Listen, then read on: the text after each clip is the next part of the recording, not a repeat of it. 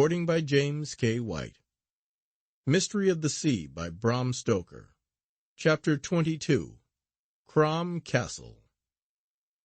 When I rejoined Marjorie, we went up the high road and then turned off by the byway which took us round innumerable slopes and mounds so characteristic of this part of Aberdeen.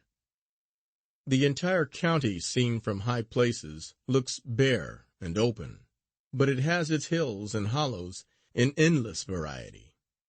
From the cross road we turned up another and still another, till I lost my bearings entirely. The part of the country where we now were was a sort of desolation of cultivation. Endless low hills, clad with fields of wheat and barley, with never a house to be seen, except some far-off cottage or the homestead of a laird perched on the top of a hill. At last we entered through an open gate with broken pillars, still bearing the remains of some armorial device in statuary.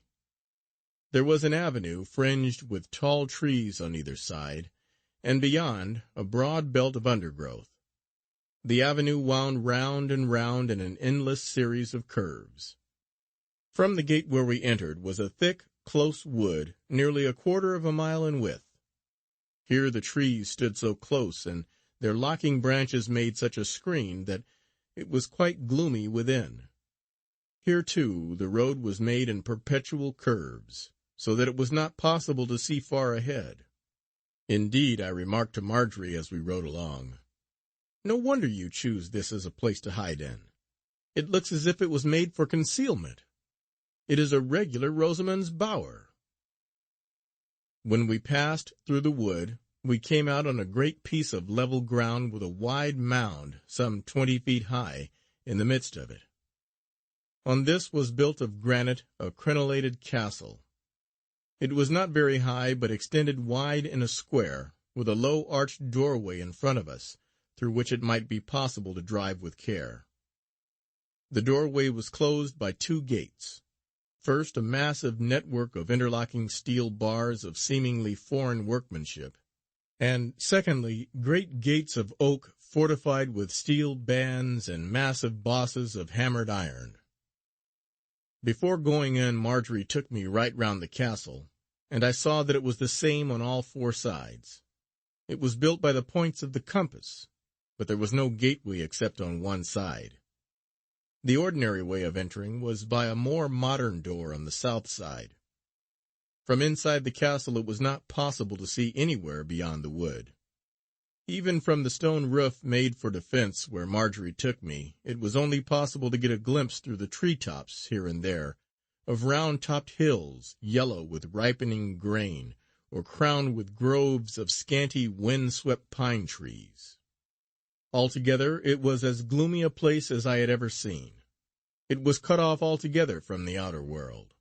One might remain in it for a lifetime unknown. Inside it was, if possible, more gloomy. Small rooms almost everywhere, except the great hall, and one room at the top facing the south side, which lay just under the roof, and which was lined with old oak. Here there were quite a number of windows such as Marjorie had described, all of them, though wide on the inner side, narrowed to mere slits on the outer. In castles and houses built like this for defence, it did not do to allow opportunities to an attacking force to send missiles within. Mrs. Jack and Marjorie had made this their living room, and here were all the pretty treasures and knick-knacks which they had gathered on their travels. The old lady welcomed me warmly.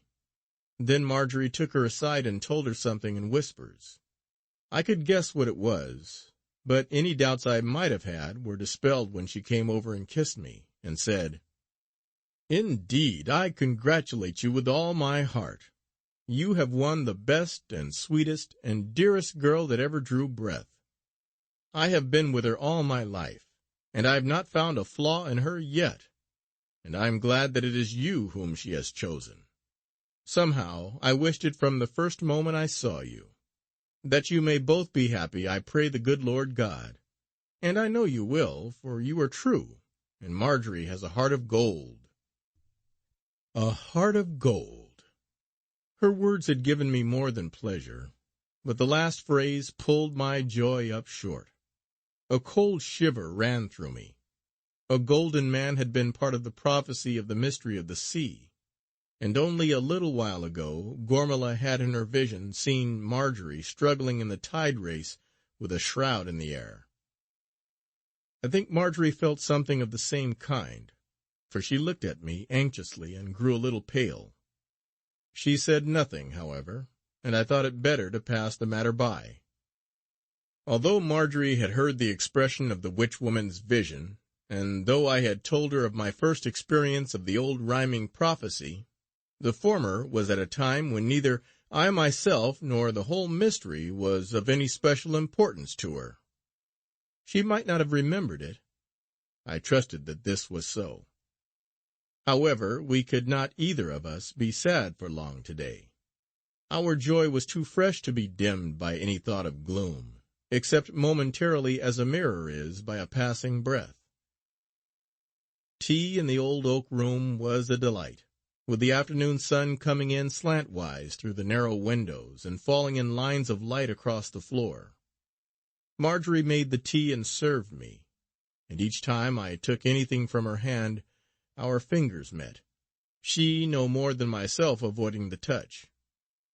Then, leaving the old lady upstairs, she took me through the various rooms, and in her pretty, impulsive way she told me all the romances which she had already woven about them in her brain. She came and saw me off.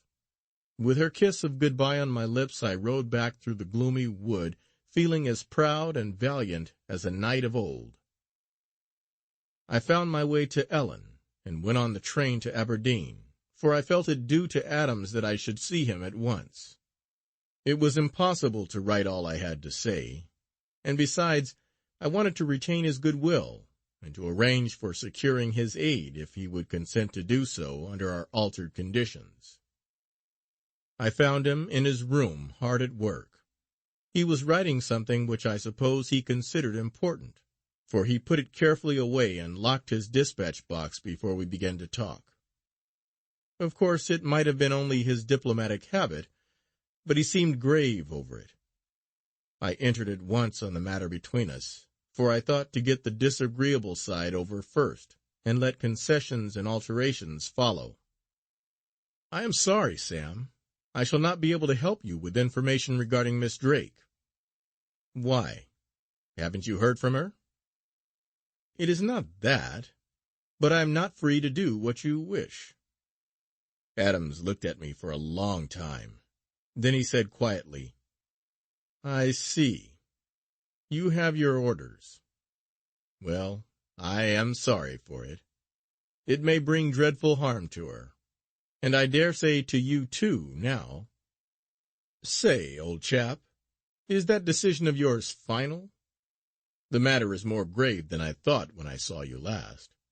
We have had more information, and they are pressing us from Washington to take all precautions we can. Come, won't you help me help her?" "I can't, the way you say. Sam Adams, you know I would do anything I could for you, but in this matter I am pledged. I have been given a secret, and I must keep it honorably at all hazards. But look here, I am anxious all the same. Can't you trust me a little bit and tell me what to look for? I won't give you away, and I may be able to carry out your wishes as to helping to guard her, though I have to do it in my own way." He smiled, though very bitterly and ironically. I was glad to see the smile anyhow, for we were old and tried friends, and I should not like there to be any break between us.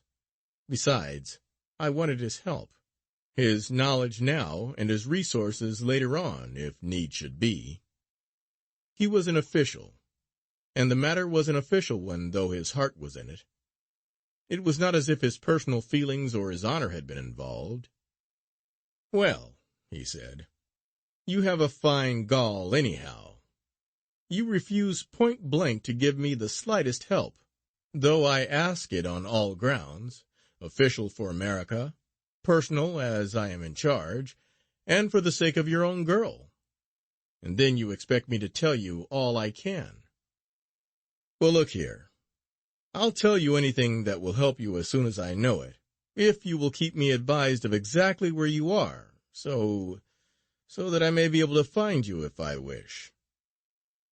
I told him heartily that I would keep him posted as to my movements. Then, as there was nothing to remain for, I said good-bye, a good-bye, I am glad to say, given and taken with our old heartiness.